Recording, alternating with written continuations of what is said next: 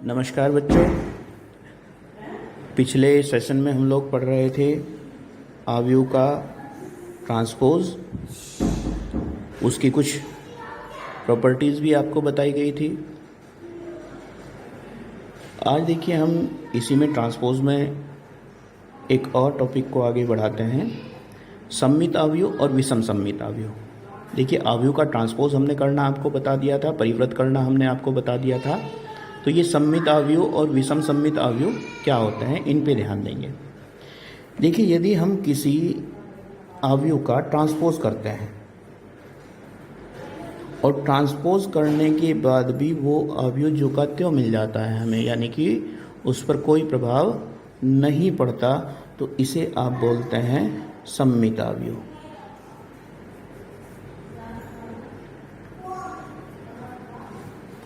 और यदि किसी अवयव का ट्रांसपोज करने के बाद अवयव तो वही रहता है जो कहते हो, परंतु ऋण चिन्ह के साथ प्राप्त होता है, यानी कि उसके जो एलिमेंट हैं उनके चिन्ह परिवर्तित हो जाते हैं, तो ऐसे अवयव को बोलते हैं आप विषम सममित अवयव।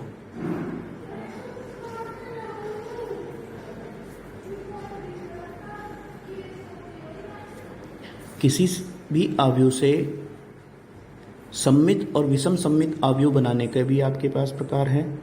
अगर आप किसी अवयव ए से, ए आपको एक अवयव दे रखा है और इससे आप सममित अवयव बनाना चाहते हैं, तो क्या करना होगा आपको, और विषम सममित अवयव बनाते हैं तो क्या करना होगा आपको, इस बात पे थोड़ा सा ध्यान देंगे।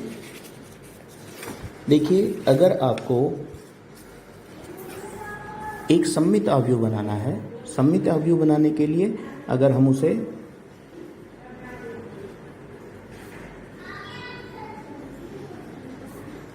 P से डिनोट करें, तो उसके लिए तरीका है 1/2 A में आप A का ट्रांसपोज ऐड कर दीजिए, तो ये आपको एक समसम्मित अवयव प्राप्त होगा। किससे? A से। और अगर आप A से ही एक विषम सममित अवयव बनाना चाहते हैं,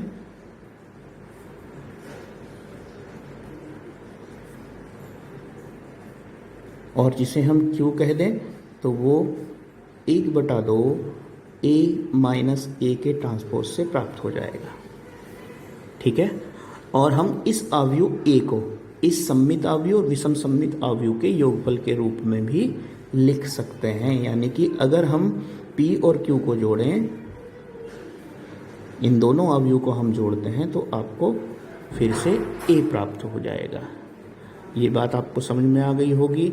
किसी अवयव का ट्रांसपोज करने के बाद यदि वो अवयव जो का त्यों प्राप्त हो जाता है, हमें उसमें कोई चेंजेस नहीं आते, तो वो कहलाता है सममित अवयव।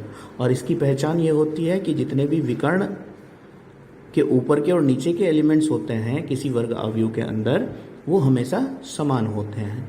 यानी कि विकर्ण को अगर आप छोड़ दें तो उससे ऊपर का और उससे नीचे के एलिमेंट्स जो होंगे वो बराबर होंगे, तो ट्रांसपोज के बाद उस पर कोई प्रभाव नहीं पड़ेगा। और इसी तरीके से विषम सममित अवयव में विकर्ण से ऊपर के और नीचे के एलिमेंट समान तो होंगे पर विपरीत चिन्ह होके होंगे, तो जब हम उसका ट्रांसपोज करते हैं तो विद माइनस साइन प्राप्त हो जाता है आपको। और सममित अवयव प्राप्त करना है अगर किसी अवयव से, उसे हम P से डिनोट करें, तो 1/2 A प्लस A का ट्रांसपोज। A में यदि A का ट्रांसपोज जोड़ के और उसका हाफ कर दिया जाए, तो वो आपको एक सममित अवयव प्राप्त हो जाता है। और विषम सममित अवयव Q, वो आपको A में से A का ट्रांसपोज घटाने के बाद और उसका 1/2 करने के बाद प्राप्त हो जाता है। तो ये आपके सममित अवयव और विषम सममित अवयव थे। तो ट्रांसपोज पर आधारित हमने प्रश्नावली पिछले सेशन में शुरू करी थी, अब उसे आगे बढ़ाते हैं। देखिए कुछ प्रश्न आपको दे रखे हैं, कुछ आपको करवाए भी थे। पहला प्रश्न आपको करवा दिया था। दूसरा प्रश्न देखिए, दूसरे प्रश्न में कह रहा है A और B आपको दे रखे हैं, और पहले पार्ट में आपसे कहा गया है कि A और B को जोड़ लीजिए, जोड़ने के बाद उसका ट्रांसपोज कीजिए। ये आपकी लेफ्ट साइड आ जाएगी। फिर आप A का ट्रांसपोज कीजिए, B का ट्रांसपोज कीजिए और ट्रांसपोज को जोड़िए, तो भी आपकी जो लेफ्ट साइड आई थी वो राइट साइड के इक्वल आएगी। और इसी तरीके से फिर इनके अंतर पर भी आधारित है। प्रश्न नंबर 3 में भी आपका फिर यही है जो का त्यों, वही वेरिफिकेशन आपसे कराया गया है। प्रश्न नंबर 4 में भी फिर आपसे उसी तरीके का वेरिफिकेशन है। a प्लस बी, ये ट्रांसपोज दे रखा है, ध्यान देंगे इसमें आपको इसका ट्रांसपोज दे रखा है, तो a आपको यदि ज्ञात करना है वापस तो फिर से इसका ट्रांसपोज करके a निकाल सकते हैं। देखिए कैसे, तीसरे में और चौथे प्रश्न में सेम दे रखा है। हम चौथा प्रश्न करते हैं। चौथे प्रश्न में आपको दे रखा है a का ट्रांसपोज इक्वल्स है आपके पास -2, 3, 1 और 2। हमें चाहिए a, तो हमने एक प्रॉपर्टी पढ़ी थी कि ट्रांसपोज का फिर से ट्रांसपोज कर दिया जाए तो वापस a प्राप्त हो जाएगा आपको। तो वही करना है आपको, इसका ट्रांसपोज कर दीजिए। -2, 1 हो गया और यहाँ से 3 और 2 हो गया आपके पास, तो ये a आपके पास आ गया। अब b आपको गिवन है, इसके साथ में b आपको दे रखा है -1, 0 और 1 और 2। अब जो भी आपसे निकलवाना चाह रहा है, ये कह रहा है फाइंड दैट, आपको फाइंड करना है a प्लस 2b, और जो भी आए फिर उसका ट्रांसपोज। पहले हम a प्लस 2b ज्ञात करते हैं। तो a हमारे पास है -2, 1, 3 और 2। 2b, b का ट्वाइस करना है, यानी कि हर एलिमेंट में 2 की मल्टीप्लाई करके। तो यहाँ से आपके पास हो जाएगा माइनस में 2, 0, 2 एंड 4। अब इन्हें जोड़ना भी है हमें, जोड़ने के बाद कितना आएगा, -4, 1, 5 और 6। अब फिर इसका ट्रांसपोज करने के लिए कह रहा है, तो a प्लस 2b का ट्रांसपोज हमें करना है। ट्रांसपोज कर दीजिए, इसका ट्रांसपोज करेंगे तो -4, 5 और 1 और 6। ये जो हमसे निकलवा रहा था वो हमने निकाल दिया है। फिर इसके बाद 5वें प्रश्न से स्टार्ट होते हैं आपके मल्टीप्लिकेशन वाले प्रश्न। जो मल्टीप्लिकेशन की आपको प्रॉपर्टीज बताई थी हमने, क्या प्रॉपर्टी थी कि ए बी का अगर ट्रांसपोज करें तो वो बी के ट्रांसपोज इंटू ए के ट्रांसपोज के इक्वल होता है। तो यही इसमें वेरिफिकेशन है। एक प्रश्न करते हैं इसमें, जैसे 5वें का फर्स्ट पार्ट ही देखते हैं। फर्स्ट पार्ट में आपको ए दे रखा है 1, -4 और 3। बी आपको दे रखा है -1, 2 और 1। ठीक है, सबसे पहले हम ए बी निकाल लेते हैं। ए बी निकालने का तरीका आपको पता ही है, स्तंभ की मल्टीप्लाई पंक्तियों में करेंगे। तो स्तंभ पहले में है हमारे पास -1 है, उसकी मल्टीप्लाई सब में करते चले जाएंगे। -1, 4, -3, फिर दूसरे स्तंभ की 2, -8, 6, फिर तीसरे स्तंभ की 1, -4 और 3। ये हमारे पास ए बी आ गया। ठीक है, अब इसका हम ट्रांसपोज करते हैं। ए बी का ट्रांसपोज पंक्तियों को स्तंभ के रूप में लिखना। -1, 4, -3, फिर दूसरे स्तंभ को 2, -8 और 6, फिर तीसरे स्तंभ को 1, -4 और 3। देखिए ये बताया था कि विकर्ण आपका जो का त्यों रहेगा, तो विकर्ण तो आपका जो का त्यों रहना ही है। ठीक है ना, तो ये हमारे पास ए बी का ट्रांसपोज आ गया। अब हमें निकालना है बी का ट्रांसपोज इंटू ए का ट्रांसपोज। तो उसके लिए हमें सबसे पहले चाहिए बी का ट्रांसपोज। बी का ट्रांसपोज करते हैं। ये आपकी एक पंक्ति अवयव है, और जब आप इसका ट्रांसपोज करेंगे तो ये स्तंभ अवयव बन जाएगा। -1, 2 और 1। इसी तरीके से ए का ट्रांसपोज कीजिए। ए का ट्रांसपोज ये आपके पास हो जाएगा 1, -4 और 3। ठीक है, अब आपको निकालना है बी का ट्रांसपोज इंटू में ए का ट्रांसपोज। फिर उसी तरीके से मल्टीप्लाई हमें करनी है और देखना है कि ये ए बी के ट्रांसपोज के इक्वल आता है कि नहीं। पहले 1 की मल्टीप्लाई पूरे स्तंभ में करेंगे, -1, 2 और 1। फिर -4 की करेंगे तो 4, -8 और -4। फिर 3 की मल्टीप्लाई पूरे में करेंगे तो -3, 6 और 3। ठीक है, और ध्यान दीजिए दोनों बराबर आ रहे हैं कि नहीं। बराबर आपके पास आ रहा है ए बी के ट्रांसपोज के, और यही आपको इसमें सत्यापित करना था। ठीक है, तो इस तरीके के आपके पास इसमें प्रश्न है। आगे बढ़ते हैं इसी प्रश्नावली पर 3.3 में। अगले प्रश्न में आपको दे रखा है ए आपको दे रखी है और देन वेरीफाई, आपको वेरीफाई करना है कि ए के ट्रांसपोज में यदि ए के मल्टीप्लाई करते हैं तो आपको आई यानी कि यूनिट मैट्रिक्स आपको प्राप्त होता है। यहाँ 1 से मतलब नहीं है, यहाँ मतलब है ये आई से। आई मतलब आइडेंटिटी मैट्रिक्स, जिस क्रम की ये मैट्रिक्स आपको दे रखी है 2 गुणा 2 क्रम की, तो 2 गुणा 2 क्रम की ही आपको यहाँ पर एक यूनिट मैट्रिक्स मिल जाएगी। सेम क्वेश्चन है यहाँ पर भी यही, ठीक है। और so that matrix is a symmetric matrix, ये एक सिमेट्रिक है। सिमेट्रिक होने के लिए क्या करना है, यदि आप इसका ट्रांसपोज करके देखेंगे तो ट्रांसपोज करने के बाद जो कि जो मैट्रिक्स आपको प्राप्त हो जाएगी ए ही प्राप्त होगी, यानी कि ए का ट्रांसपोज ए के बराबर होगा।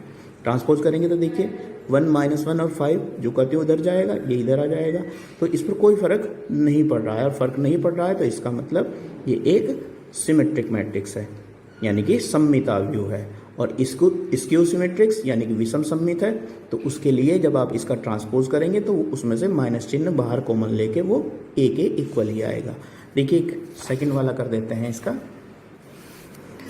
सेकंड वाले में आपको दे रखा है 7वें का सेकंड पार्ट।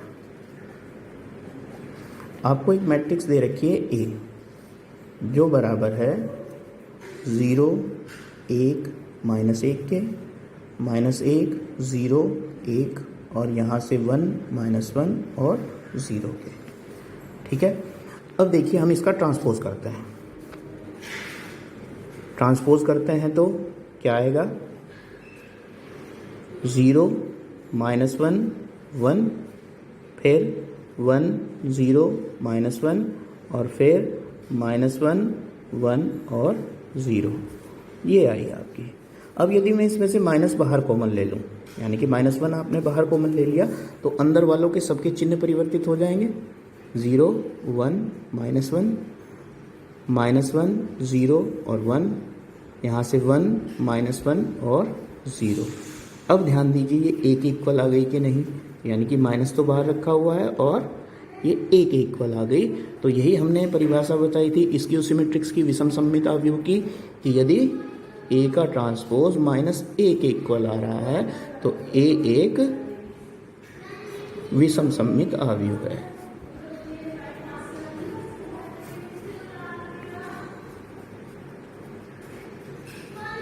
यही आपको इसमें सिद्ध करना था। इसी प्रकार प्रश्न नंबर फिर 8 देखते हैं। 8वें प्रश्न में आपको एक मैट्रिक्स ए दे रखी है, ये मैट्रिक्स आपको दी गई है और वेरीफाई आपको करना है कि a + a का ट्रांसपोज सिमेट्रिक मैट्रिक्स आती है और a - a का ट्रांसपोज स्क्यू सिमेट्रिक मैट्रिक्स आती है। ये भी मैंने आपको पढ़ाया है कि यदि a में a का ट्रांसपोज आप जोड़ दिया जाए और a में a का ट्रांसपोज घटा दिया जाए तो क्रमशः आपको सममित आव्यूह और विषम सममित आव्यूह मिल जाते हैं। देखिए चेक करते हैं। आपको प्रश्न में दे रखा है 8वें में a बराबर है आपके पास 1 5 और 6 7, ठीक है। सबसे पहले हमें चेक करना है a + a का ट्रांसपोज। उसके लिए हम यहाँ पर a का ट्रांसपोज निकाल लेते हैं। ये हो जाएगा 1 6 5 7। अब जब हम इन्हें दोनों को जोड़ेंगे, जोड़ने पर क्या होगा, ये यहाँ पे 2 11 और यहाँ से 11 और यहाँ से 14, ये मिला आपको। इसे मैं कह देता हूँ P, ठीक। तो यदि अब मैं P का ट्रांसपोज करके देखता हूँ 2 11 11 14 का, तो 2 11 और 11 14 ही प्राप्त होता है जो P के इक्वल है, यानी कि a + a के ट्रांसपोज के ही इक्वल है। अतः a + a का ट्रांसपोज क्या है, सममित है। इसी प्रकार आपको a - a का ट्रांसपोज निकालना है। जब a - a का ट्रांसपोज निकालेंगे, इसे मैं Q नाम दे देता हूँ, a - a का ट्रांसपोज। जब इसमें से घटाएंगे देखिए तो कितना होगा, यहाँ पे 0 माइनस के 1 और 0, ये आपके पास Q आया। अब आप यदि Q का ट्रांसपोज करके देखें, यानी कि a - ए के ट्रांसपोज का ट्रांसपोज आप करके देखें तो ये 0, ये 1 यहाँ चला जाएगा, -1 और 0। अब यदि इसमें से मैं माइनस कॉमन ले लेता हूँ बाहर तो 0, -1, 0, 1 और 0। ठीक है, और ये किसके बराबर आ रहा है? ये तो वही क्यू के बराबर आ गया वापस। ठीक है, क्यू का ट्रांसपोज करके क्यू के ही बराबर आ गया विद माइनस साइन, ऋण चिन्ह के साथ में। तो अतः क्यू बराबर क्या ले रखा है आपने? a-a का ट्रांसपोज एक विषम सममित आव्यूह है।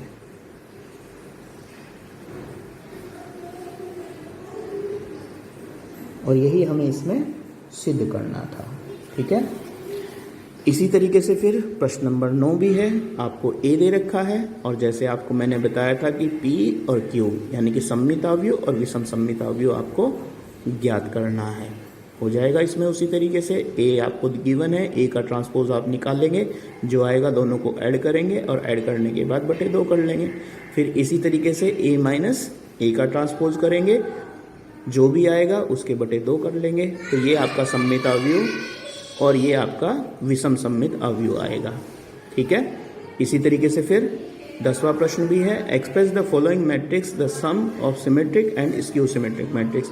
इन जो आपको आव्यूह दे रखे हैं इन्हें आपको सममित आव्यूह और विषम सममित आव्यूह के योग के रूप में लिखना है।